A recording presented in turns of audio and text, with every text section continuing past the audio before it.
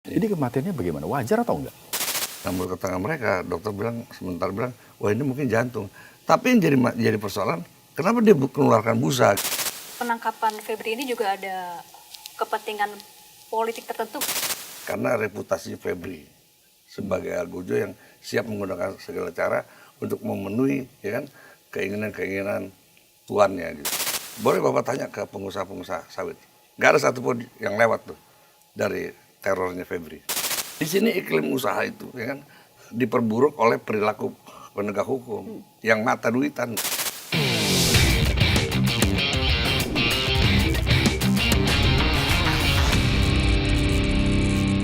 Assalamualaikum warahmatullahi wabarakatuh. Bikin Terang kembali lagi hadir, kali ini bersama saya Rizky Hasan. Dan saya Syafaati Suryo. Ya, Sobat News, ini berita soal Febri Adriansyah. Itu masih menjadi perbincangan di hampir semua kalangan ya. Betul sekali. Di teman-teman jurnalis, kemudian di netizen, di para pakar gitu ya, pengamat gitu ya.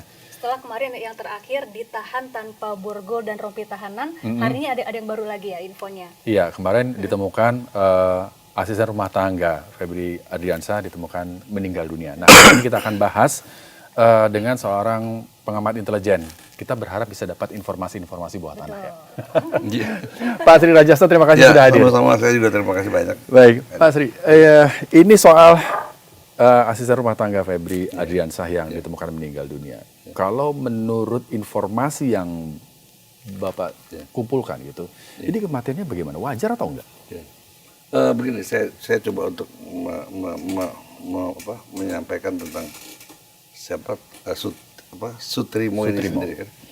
Karena begini, saya ingin menyampaikan bahwa apa yang saya sampaikan berdasarkan fakta dan terkonfirmasi ya. Ya sebelum saya sampaikan kepada dalam forum ini gitu.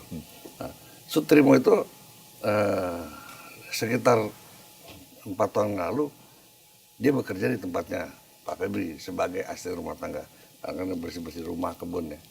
Nah, tapi pada saat itu dia mengalami satu kondisi sakit, yaitu diabetes akut, karena sampai luka-luka di badan itu nggak bisa sembuh gitu. Akhirnya Sutrimo ini minta pulang kampung dan berobat di kampung. Pulanglah dia ke Banyumas kan sambil berobat. Nah, setelah setahun kemudian nih, setahun yang lalu lah, dia menghubungi Pak Febri, minta cari kerjaan, Pak, saya nggak ada kerjaan, kalau mau bisa kembali bantu-bantu Pak Febri, saya ke sini. Disuruh kembali lah sama Pak Febri sekitar hampir 1 tahun yang lalu nih. Juga kembali bekerja sebagai ART, cuma tidak di rumah Pak Febri, sekarang di jalan ini, jalan Lobak, yang dibilang klinik itu, memang rumah kosong itu. Dia kerjanya ya jaga rumah itu, bersih-bersih jaga rumah itu, rumah kosong ya, bekas klinik. Nah, seiring berjalannya waktu, dia ternyata di Jakarta tidak pernah berobat, tidak pernah menjaga sakitnya itu. Jadi muncul lagi sakit itu semakin parah. Dan menurut pengakuan beberapa, saya bicara dengan 2 orang ART-nya Pak Febri, memang dia terakhir-terakhir seringkali lemes, gitu loh. Karena sakit yang dideritanya ini. Nah, terakhir kemarin dia sempat menghubungi ART Pak Febri, dan kemudian di situ juga ada tentara waktu itu yang jaga rumah Pak Febri. Datanglah dia ke Jalan Lobak ini, ternyata sudah terkapar. Kalau menurut keterangan mereka sih, mungkin sudah meninggal di situ, karena dia nunggu ambulan juga lama datangnya. Udah lama datang, kemudian dibawa ke rumah sakit Muhammadiyah. Nah, menurut keterangan mereka, dokter bilang sebentar bilang, wah ini mungkin jantung. Tapi yang jadi persoalan, kenapa dia mengeluarkan busa gitu loh. Nah, itu dia. Nah, ini juga kalau saya tanya sama mereka-mereka yang menangani pertama kali, mereka juga bingung. Apakah dia salah minum obat atau apa? Itu belum. Mungkin kita perlu lihat nanti hasil otopsi dokter ya dari rumah sakit. Tapi kalau kita melihat pola hubungan antara Sutrimo dengan Febri, saya pikir sangat jauh sekali dia mengetahui atau dia menyimpan informasi tertentu ya tentang kasus yang sekarang sedang menimpa Pak Febri. Saya pikir itu jauh sekali. Jauh. Artinya gini, ya ini mungkin karena kebetulan aja. Saya juga bukan, artinya gini, dalam konteks ini ya, dalam konteks kasus Pak Febri, saya mungkin keras banget saya kritik Pak Febri. Tapi untuk kasus ini, saya melihat, jadi gini, analisa saya gitu, bahwa saya kaitkan dari satu keterangan-keterangan lain dalam waktu beberapa hari ini. Saya melihat, ini enggak ada. nggak ada kaitan sama, atau mungkin ini juga bukan satu tindakan pembunuhan. Saya belum melihat ke arah situ. Karena juga kalau misalnya perampokan juga nggak ada yang hilang di situ. Saya sudah cek ya kan. Jadi kemungkinan besar ini penyebab kematiannya karena sakit ya? Iya. Tidak ada hal yang mencurigakan lagi. Bahkan gitu ya, dokter dari Muhammadiyah bilang bahwa Pak kalau udah kena diabetes itu merembet kemana-mana Pak. Iya. Gitu loh. Cuman yang memang jadi pertanyaan banyak orang memang keluar busa ya di Iya, itu dia. mulut Iya. dan hidung itu. Kalau nggak salah ditemukannya di depan klinik ya? Iya, memang dia nunggu Di tuh. depan. Dia nunggu karena gini, bukan di depan klinik, ya itulah tempat yang dia jaga gitu loh. Klinik yang udah kosong, itulah tempat yang dia jaga. Memang dia tinggal di situ gitu loh. Memang dia nunggu mungkin karena udah nggak tahan mungkin dia jatuh situ ya. Karena memang pada saat orang-orang yang ditelepon dia datang ke situ, dia udah tergeletak, bahkan sempat dibawa kan, udah ditaruh kayak semacam tandu gitu, sambil nunggu ambulan, nggak datang ambulannya, gitu. Mungkin kondisi macet atau gimana kan. Oke. Jadi ngomong-ngomong pemilik kliniknya ini Pak Febri Adriansyah juga? Menurut keterangan yang saya dapat, ya kan, itu dikatakan punya Don Dito. Wah. Ya, Oke. ya. Jadi pastinya Sutrimo itu selama dia kembali ke Jakarta, dia tidak dia bekerja di rumahnya Febri enggak, yang di jalan apa sih? Febri itu jalan Lobak ya, jalan Lobak ya. Dia tinggal di situ, dia di situ tinggal, rumah kosong. Kalau memang informasinya klinik itu punyanya Don Rito, kenapa harus menjaga Nah itu dia. klinik orang ya kosong ya, yang bukan milik Saya juga Adriansyah? itu memang agak ada kejanggalan. Atau mungkin ketika dia minta pekerjaan dari Febri, mungkin diarahkan ke sana kali. Saya juga nggak begitu tahu. Tapi yang jelas posisi dia, ya kan, bekerja di situ. Gitu. Terus kalau ini rumahnya tempatnya Don Dito, berarti dia bekerja untuk Don Dito kan gitu. Jadi apa yang disampaikan Pak Rajasa tadi itu semacam menguatkan bahwa hubungan kedekatan seorang Febri Adriansyah dan jelas. Don Rito ya? Iya, jelas, itu jelas. Kalau itu jelas. Artinya dia punya kedekatan khusus lah. Ya. Ya, menarik sekali ya. Nah kemudian Pak Rajasa, kalau kita flashback sedikit dari kasus Febri Adriansyah ini, Bapak punya informasi bawah tanah apa nih Pak? Kira-kira nih yang belum diketahui informasinya ke publik. Iya, kalau saya melihat gini, dari mulai penggeledahan, penggerebekan kafenya Pak Febri, ya kan, saya lebih melihat bahwa ini bukan dalam rangka kasus pengungkapan korupsi yang dilakukan oleh polisi. Kenapa saya katakan begitu? Karena tiba-tiba polisi mengalihkan, ya kan, kasus ini ke kejaksaan. Kalau memang ini mau mengungkap kasus korupsi, tentunya kan prestasi buat polisi. Iya. Tapi kemudian tiba-tiba diserahkan ke kejaksaan. Makanya saya melihat bahwa kasus Febri ini ini perang antar geng nih, gitu loh. Geng coklat sama coklat muda, ya kan? Artinya gini, mereka saling coba mendahului ya. Karena apa? Karena kemarin pada saat Febri masih Jampisus, itu ada 2 kasus yang kedua-duanya itu diduga ada keterlibatan pihak polisi. Apa itu Pak? Kasus penangkapan asing, itu bukan bandar sih, otak dari tambang ilegal emas di Kalimantan Barat. Bahkan di situ diduga ada keterlibatan Kapolda Kalbar, dan ada dugaan juga keterlibatan anak Kapolri di situ. Nah satu lagi kasus Samintan yang sebelumnya ditahan di KPK tapi lepas, tidak dijerat hukum, ditangkap sama kejaksaan, dibawa. Di situ ada juga keterlibatan Karyoto. Karena waktu pernyataan pada saat Samintan ditangkap, itu ada pernyataan dari penerangan Kejaksaan Agung bahwa mengatakan bahwa ini ada keterlibatan pejabat negara. Saya cek langsung, saya tanya, siapa pejabat negara? Dia bilang Karyoto. Nah, ini manuver Jampisus ini membuat pihak kepolisian gerah. Ya. Maka dia ambil langkah-langkah seperti. Jadi saya lihat ini bukan dalam kasus korupsi. Yang penting sih kalau buat polisi, yang penting Jampisus sudah diamputasi.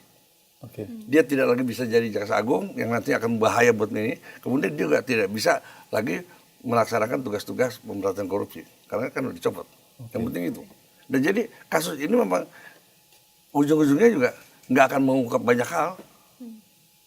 Ujung-ujungnya nggak akan mengungkap Iya, banyak hal. nggak. Jadi penangkapan Febri ini merupakan suatu upaya untuk melindungi pihak tertentu begitu Pak? Jelas, ya pada akhir kan kalau misalnya seperti ini kan sebetulnya mafia hukum nih. Yang untung siapa? Ya, penjahat-penjahat kerah putih itu. Kan dia satu punya melindungi apa namanya kelompok kejahatan kerah putih, di sini juga punya kan. Ya akhirnya mereka aman. Tapi tadi informasi menarik, yang soal tambang emas ilegal. Ada keterkaitannya dengan Kapolda Dan Kapolri.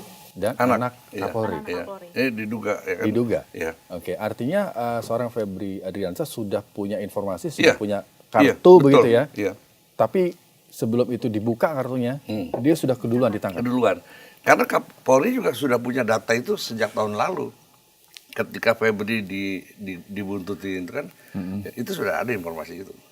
Makanya ketika kemudian Febri melakukan aksinya ya kan, seolah-olah dia sikat semuanya lahan-lahan bisnis polisi, lahan-lahan bisnis haram yang punya polisi. Wah ini enggak iya nih kan. Apalagi digadang-gadang Febri mau jadi jaksa agung karena sudah dipanggil sama presiden. Ini tambah gawat lagi kan. Artinya begini, sampai saya bisa kayak gitu apalagi jadi jaksa agung kan. Nah, mungkin ini persoalan siapa yang duluan gitu. Dan presiden nggak tahu loh masalah ini beneran. Oke. Nah, kita flashback ke Rumah Sentul nih. Iya. Seru nih. Rumah Sentul karena ditemukan emas ya kan, Iya. 74 kilogram. Terus berbagai mata uang asing. Iya. Informasi yang para jasa dapat, apakah hanya harta itu saja? Buat saya yang paling penting ini, saya tidak yakin kalau itu uang hasil usaha.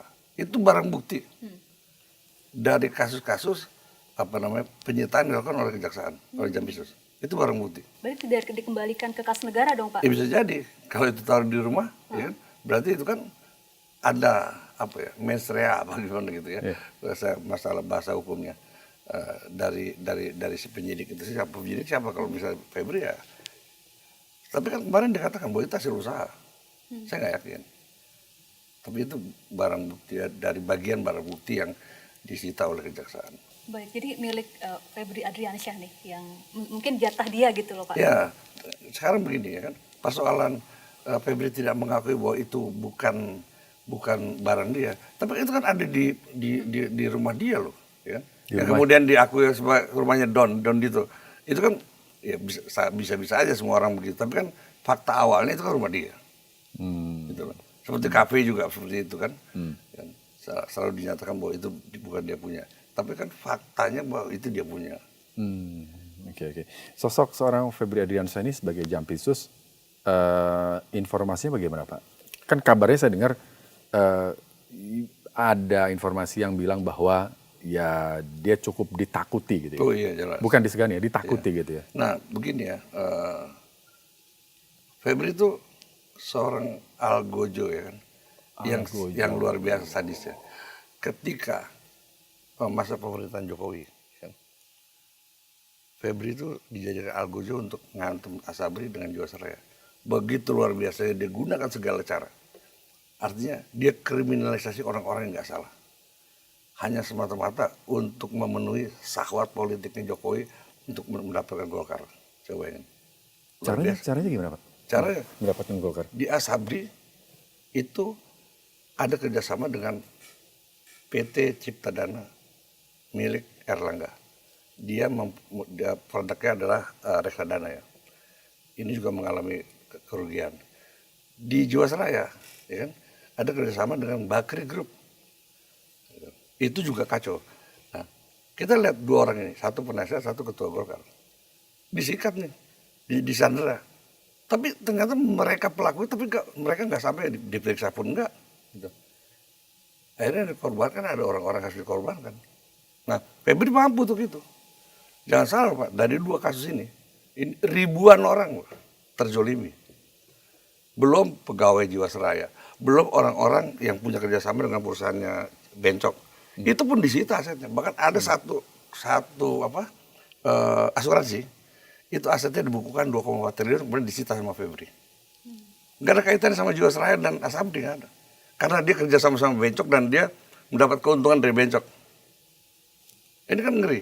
Nah, sekarang Febri mulai beralih loyalitasnya kepada Prabowo. Bahkan Prabowo sendiri mengatakan luar biasa Febri. Mampu menghantam, mampu mendapatkan mengembalikan uang sampai triliunan dari siapa Wilmart segala macam. Ini kan kerawanan buat mereka nih. Jadi ketika loyalitas Febri berubah dan kemudian jika ada perintah untuk ngantum satu pihak, habis sama Febri. Karena itu sudah dilakukan pada masanya Jokowi. Kayak seperti itu. Baik. Jadi ke penangkapan Febri ini juga ada kepentingan politik tertentu nggak sih? Oh, Pak jelas, Jasa? Selain jelas. tadi yang ada kasus dengan Iya. petinggi Polri gitu. Iya. Jelas ini semua ya kan. Karena Febri sudah berani mengusik geng Solo gitu ya. Kasus Pertamina ya kan. Itu kan muncul nama Jokowi. Ketika Ahok di persidangan mengatakan, "Pak Hakim kalau berani panggil Jokowi dong." Iya. Ya. Artinya Febri sudah mulai berani mengusik ya, geng Solo yang dalam notabene dialah shadow kekuasaan yang sekarang ada di Republik ini. Nah, makanya kan udah mulai muncul bagaimana caranya dia harus mengamputasi Febri. Terlebih ada rencana pergantian Jaksa Agung sementara dia sudah dipanggil Presiden. Jadi ini ada semacam kekhawatiran ya. Karena reputasi Febri sebagai algojo yang siap menggunakan segala cara untuk memenuhi ya kan keinginan tuannya gitu. Oke. Jadi mau siapapun tuannya, seorang iya. Febri Ardiansyah ini dianggap sebagai algojo yang Iya. bisa mengeksekusi kemauan tuannya. Dianggap lihai, bisa dipercaya Iya. gitu ya. Iya. Oke, oke. Ya seperti itu. Oke. Nah, kemudian informasinya soal menakut-nakuti pengusaha dengan sprindik. Oh iya itu terjadi. Bahkan di kalangan pengusaha sawit tambang itu ada bercandaan. Hati-hati loh, nanti diapengin sama Febri. Apeng itu adalah seorang pengusaha, siapa namanya Surya Dharma ya, yang sekarang masuk Nusa Kambangan karena berani ngelawan. Nama temannya Apeng. Jadi selalu bilang nanti diapeng loh. Gitu.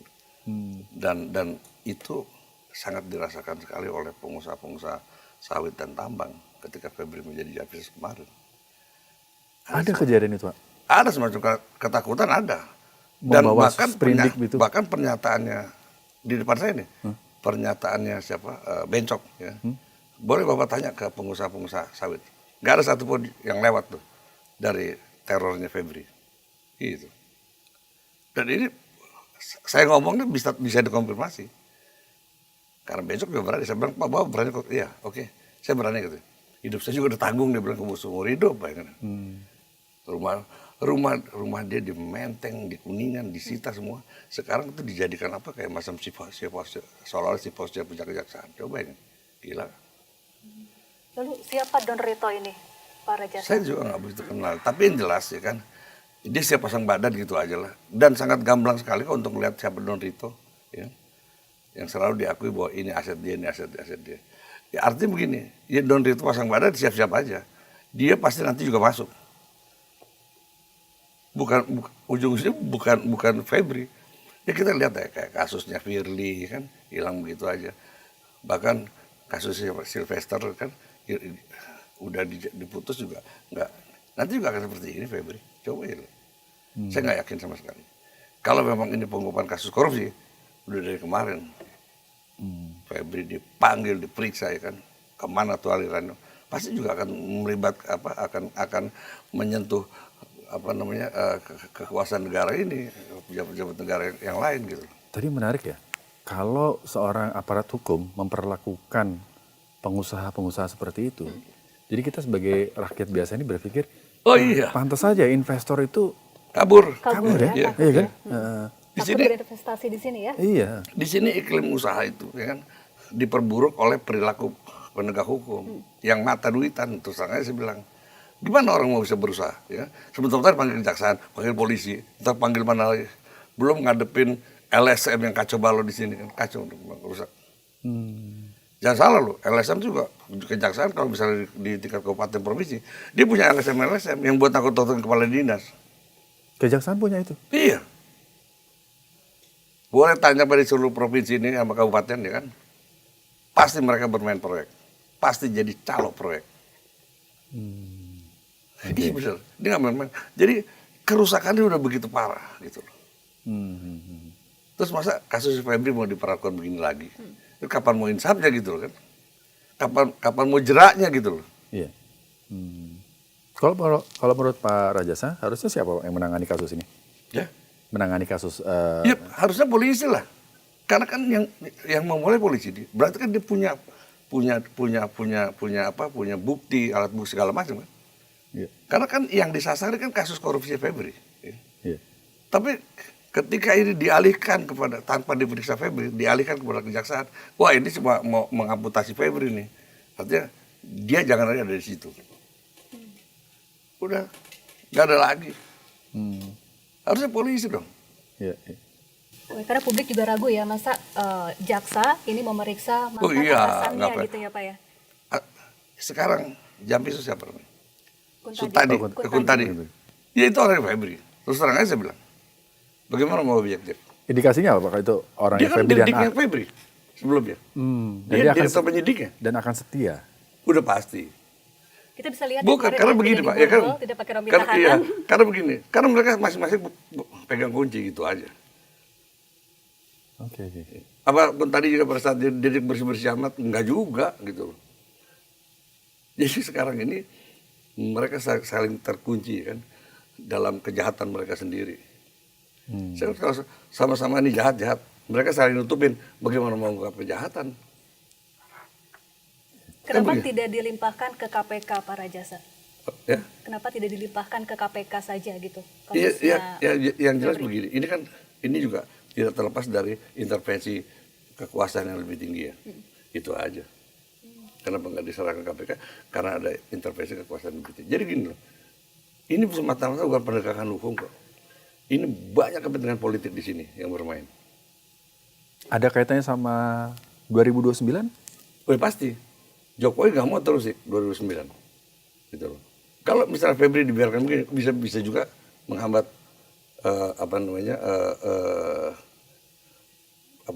dinasti politiknya Jokowi udah pasti itu. Karena dalam beberapa kasus banyak sekali yang menyangkut kepada kepentingan Jokowi. Jadi Febri ini berpihak ke sana ya Pak? Presiden, Prabowo. Jadi kalau dari sisi itunya sih ada benernya gitu ya. Karena kan sekarang ini siapa sih presidennya, kan dia juga harus berani. Tapi ketika kemudian ya kan banyak hal-hal ya kan di mana kepentingan Febri juga sangat besar di dalam penegakan hukum, ya ini kacau juga. Iya. Gitu loh. Iya. Ya berpihak pada presiden memang sebagai aparatur negara memang harus ya. Iyalah. Dengan koridor hukum yang harusnya berjalan nih Pak ya. Tapi memang di sini bicara pemberantasan korupsi aneh. Kemarin duit begitu banyak kan, sampai triliun yang didapat. Tapi pelakunya gak ditangkap loh, gila. Aneh kan? Gimana coba orang mau jerak gitu? Ya udah, kemudian para pelaku kejahatan maling aja lagi. Ya, paling ntar store sebagian ke sana, kan gitu. Uang-uang barang bukti itu menurut informasi yang Bapak terima itu uang-uang yang benar diambil dari sebuah kasus atau bagaimana Pak? Ya, Yang pada awalnya disajikan di begitu. barang bukti itu? Pada awalnya begitu. Tapi kemudian kan mereka-mereka yang berkasus nih, dieksploitasi. Jadi kayak ATM. Jadi makanya kan kalau kita lihat ya kan, ada Satgas PKH di sini kan segala macam. Sekian juta hektar mereka sita segala macam. Terus mana pelakunya gitu loh. Kan nggak ada Pak. Ya kan? Inilah nanti yang mereka dieksploitasi itu. Diperas gitu ya Pak? Iyalah. Wah ini gila-gila, ini betul-betul praktek mafia dalam sebuah negara yang dikemas, yang dilindungi oleh konstitusi kan kacau loh. Kayak begini. Ini coba bayangin Pak, jutaan hektar disita. Kan berarti kalau disita ada pelanggaran. Ya. Tapi kok pemiliknya nggak ada apa-apain. Tenang-tenang aja. Kayak Musimas, terus apa tuh ada lagi satu yang tadi saya sebut tuh, yang besar yang punya Singapura punya. Tetap aja beroperasi. Wilmar kan gitu. Padahal kasusnya banyak tuh. Dia palsuin beras juga, beras yang premium dicampur sama yang biasa. Coba berapa kerugian masyarakat saat itu. Tapi tetap aja. Kenapa coba terjadi? Mereka itulah langganan pendanaan kampanyenya Jokowi waktu itu. Jadi tebang pilih juga ya dalam menindak suatu Oh jelas, kasus ya? iya, udah pasti tuh. Kalau pukul rata, tutup semua nih. Iya, tutup semua. Mana yang memberikan keuntungan gitu ya Pak? Iya, iya. Jadi harusnya penegakan hukum di Indonesia gimana, Pak Rajasa? Kalau melihat dengan yang tadi Pak Ya, Rajasa kembali sampaikan, kepada presiden. Artinya presiden nggak bisa lagi bertindak normatif, harus out of the box. Banyak kok di negara-negara lain sekarang, ya kan? Gila presidennya dalam penegakan hukum, main tangkap orang segala macam, selesai. Sekarang di banyak tempat kan, beberapa negara yang seperti itu. Ya. Walaupun pihak Barat mengatakan, wah ini pelanggaran HAM, tapi buat negara ini nggak butuh itu. Yang penting butuh stabil dan pertumbuhan ekonomi terjaga. Kalau nggak begitu, udah sampai kapan Pak? Negara udah hancur-hancuran. Ujung-ujungnya apa? Pajak lagi kan gitu. Kalau misalnya negara hidup dari pajak, gue juga bisa jadi presiden. Iya kan? Kayak begitu. Jadi setelah Febri ditangkap, ini masyarakat juga jadi tambah ragu dan tidak yakin Iya. ya. Apakah semua penegak hukum seperti itu gitu Pak? Ada satu kondisi yang memang sangat unik ya. Ketika polisi bisa menangkap Febri, justru tingkat legitimasi publik terhadap penegak hukum semakin turun. Cek aja coba. Ya. Lah, kita bisa bayangin ya, kalau misalnya kepercayaan publik terhadap penegakan hukum sudah sampai titik nol, itu bukan lagi institusi hukum yang runtuh, negara ini runtuh. Coba ya, kita lihat aja nanti. Kalau ini tidak bisa diselesaikan, runtuh nih republik, runtuh nih penguasa, benar. Jadi kan aneh kan, harusnya kan masyarakat menambah percaya kan kepada penegak, tapi sekarang makin turun. Nah keterkaitannya dengan TNI Pak, kan selama ini kan kita tahu di berbagai informasi kalau Pak Febri ini kan selalu dikawal dengan TNI, termasuk kemarin waktu yang hari Jumat ya, masih ada pengawalan ya TNI di Kejaksaan. Nah ini saya juga cukup prihatin ya, dengan adanya kerjasama ya, adanya penandatangan kerjasama antara Kejaksaan dengan Mabes TNI. Di situ klausulnya, ya kan, termasuk pengamanan fisik. Fisik kan bisa rumah, bangunan kan gitu. Nah ini nggak benar kalau menurut saya. Kalau kerjasama oke lah, karena di Kejaksaan ada Jampitmil kan, tindak pidana militer ya. Nah kalau kerjasama yang menyangkut kegiatan dong, misalnya kegiatan pemberantasan korupsi gitu ya, kita itu sah saja kalau kita kawal, itu tentara kawal kegiatan yang seperti itu.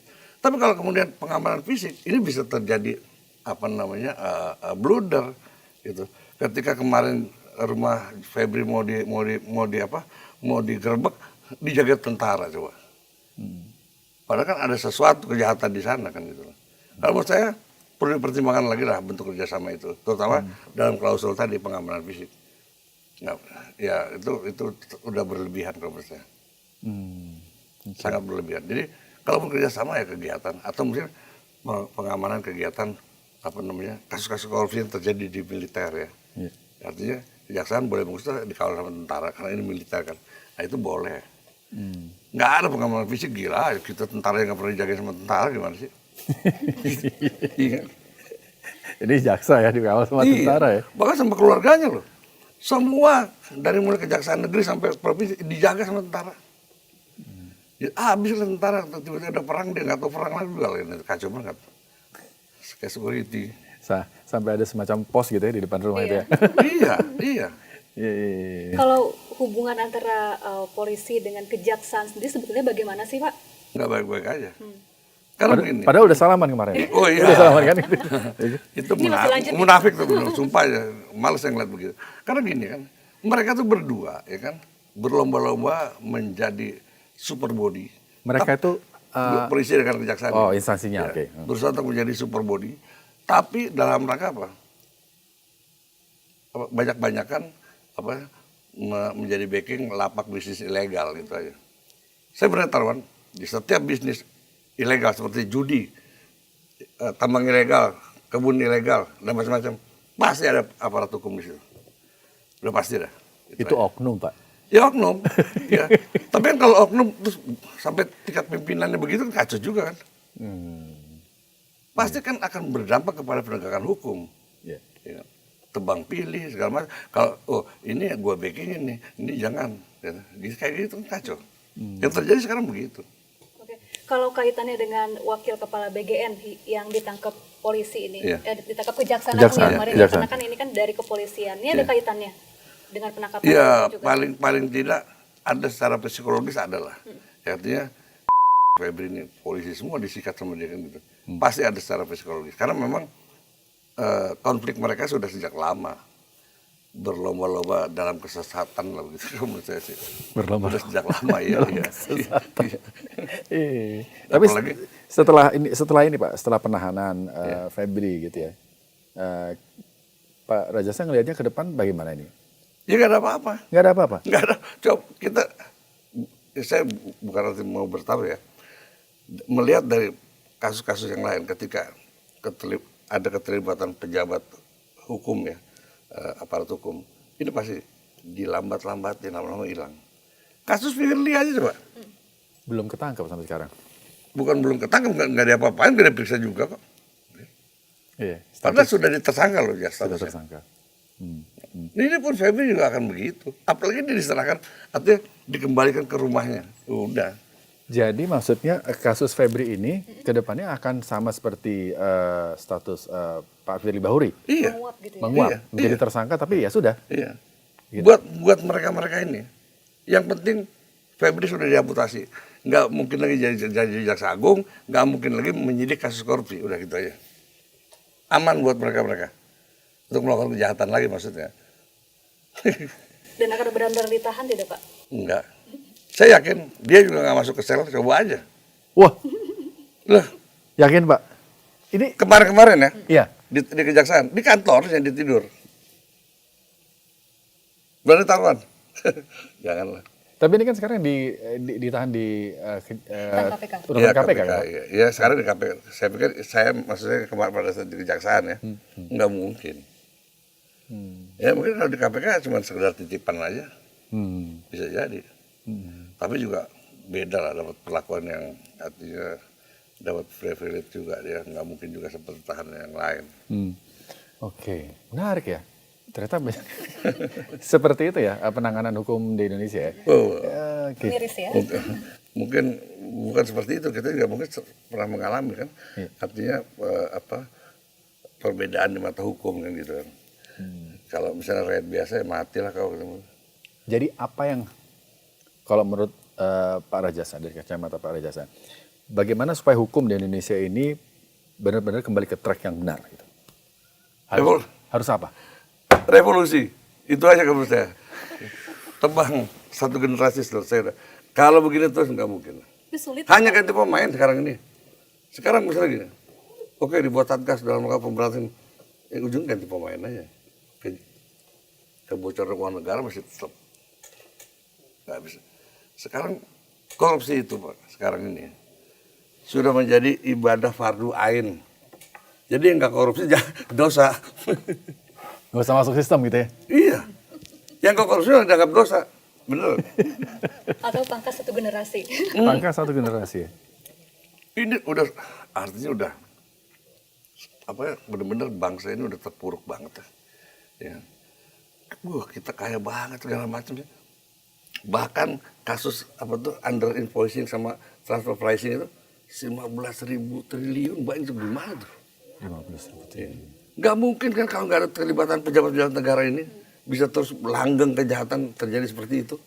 Ya. Bahkan kemarin aja menurut Menteri Keuangan ada 3 kapal dijadikan sampel nih. Itu tiga kapal itu kerugian negara berapa? 1, sekian triliun. Coba. Belum lama ini, coba. Tapi kan kasus itu kemudian bahkan seolah-olah yang salah Menteri Keuangan ya, coba. Wow, gimana Safa? Jangan itu ya, saya jadi ingat sama kasusnya Zaro Rikar nih, maklar kasus Pak yang Iya. penyitaannya sampai iya, hampir iya. 1 triliun rupiah. Nah, itu itu kemana seorang tuh? maklar kasus aja bisa sampai segitu loh dapetnya. Bayangin coba kan. Udahlah pokoknya kalau masuk ke MA itu apa tuh, pada tahapan apa tingkatan apa sih? Banding atau apa ya. Udah jangan harap itu bakal objektif. Udah enggak lah.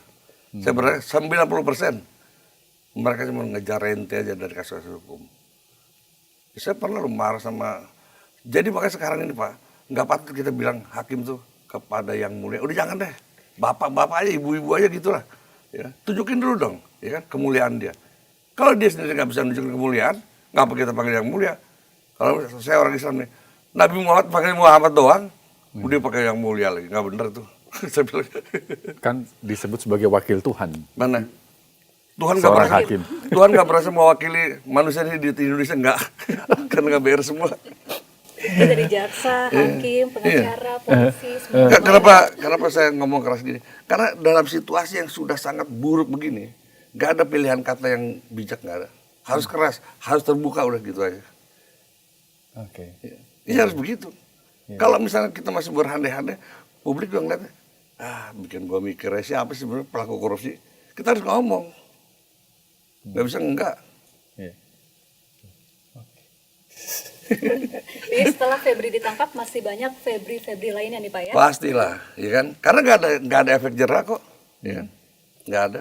Coba misalnya Febri tangkap hukum mati, takut yang lain, benar. Atau penjara sama ibu, di penjara sama anak-anaknya, istrinya gitu, nggak ada yang berani. Kayak di Cina aja gitu. Sementara kemarin kita tahu ada maling yang masih diduga maling ayam. Waduh, ngeri. Ya, itu tadi. Apa tuh? Itu kelihatan banget perbedaan bagaimana Apa kalau di dalam Indonesia. prinsip hukum before the law apa tuh? Ya kan? Equality. Equality before the law. Itu sama kan. Tapi kan mana ada? Tajam ke bawah, tumpul ke atas ya? Iya, kalau di Indonesia prinsipnya ya kan kebenaran tergantung siapa yang ngomong, udah gitu aja. Iya. Kalau Jokowi ngomong bener semua. Di mata pendukung ya Pak. Baik, Pak Rajasa, terima kasih informasinya dibikin terang. Semoga saja ini bisa menjadi insight yang baik untuk Sobat iNews dimanapun Anda berada. Terima kasih sudah bergabung dengan kami, sudah menyimak podcast Bikin Terang. Saya Rizky Hasan. Dan saya Syafaati Suryo. Terima kasih dan sampai jumpa.